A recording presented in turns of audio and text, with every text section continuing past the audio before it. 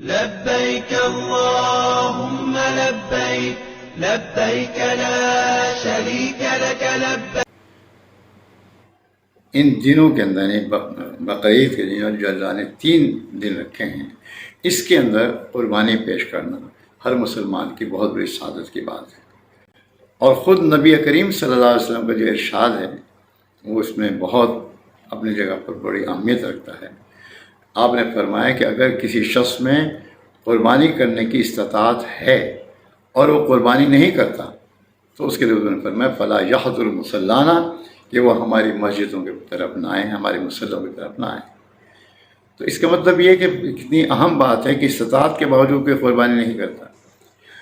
آج کل ایک بہت بڑی چیز چلی ہوئی ہے، اور وہ یہ ہے کہ جو اتنے ہم قربانی کے جانور کرتے ہیں، گوشت بقول ان کے کہ گوشت ضائع ہوتا ہے، حالانکہ ایسی بات نہیں.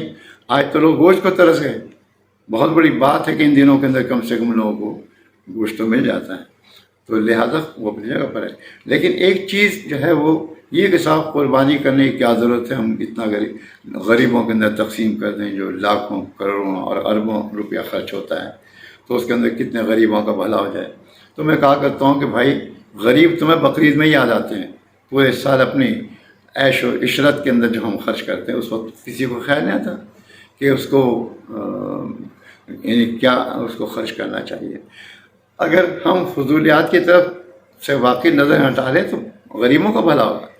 لیکن ایک بات مسئلے کے طور پر یاد رکھیں، اگر کوئی شخص استطاعت کے باوجود قربانی نہیں کرتا بلکہ اس کے پیسے کسی غریب کو دیتا ہے تو غریب کو یقیناً دینے سے صدقے کا ثواب تو مل جائے گا، لیکن اس کی قربانی نہیں ہوگی، قربانی اس پر واجب ہو رہے گی. تو لہٰذا قربانی کرنا جو ہے وہ اپنی جگہ پر بہت اہم ہے، اور اس کے اندر جس قدر ممکن ہو غریبوں کی مدد ہونی چاہیے. یہ بھی تو غریبوں کی مدد ہے. میں سمجھتا ہوں کہ قربانی جو ہے وہ ایسی چیز ہے کہ جو انسان اگر قربانی کرتا ہے تو اصل میں سارا فائدہ غریبوں کو ہوتا ہے.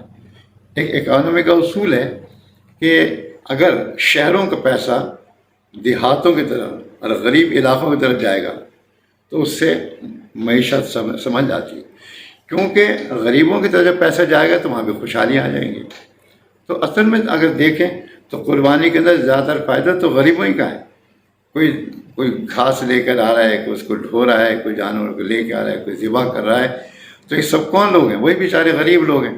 ان کی بہترین مدد ہو جاتی ہے.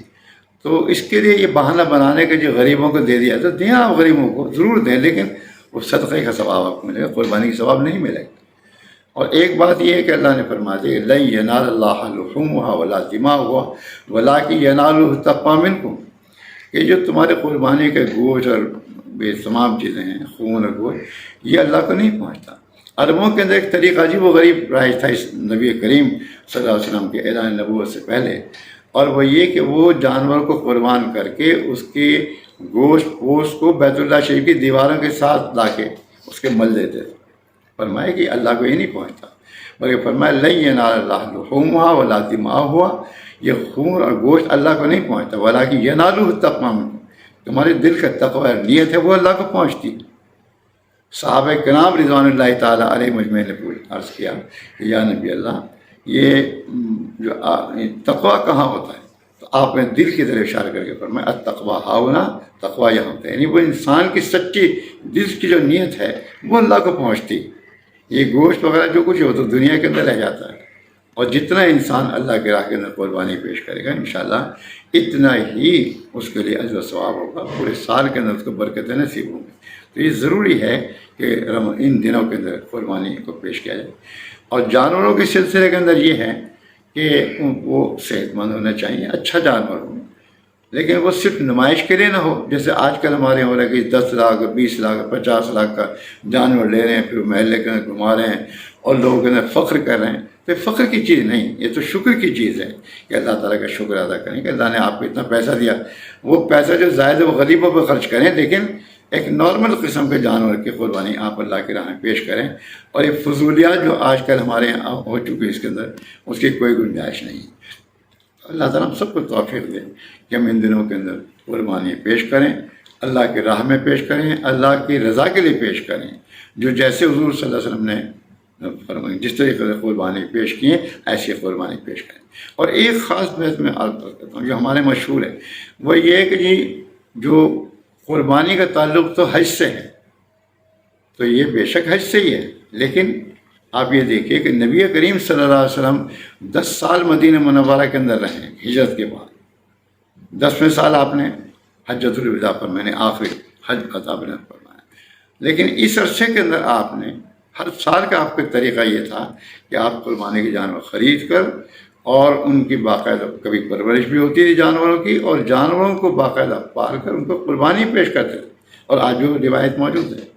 تو حضور صلی اللہ علیہ وسلم تو مدینہ منورہ میں تھے، حج میں تو نہیں تھے، لیکن آپ نے قربانی پیش کی، صحابہ کرام نے قربانی پیش کی۔ اسی قربانی کو ہمیں اس روح کو زندہ رکھنا چاہیے۔ تو اللہ تعالیٰ ہم سب کو توفیق دے کہ ہم حج کے آج کی جو اللہ نے ہمیں توفیق دی ہے، اللہ تعالیٰ ہمیں اس کے قربانی پیش کرنے کی توفیق عطا فرمائے۔ سبحان ربک رب العزت عما یصفون والسلام علی المرسلین والحمد للہ رب العالمین۔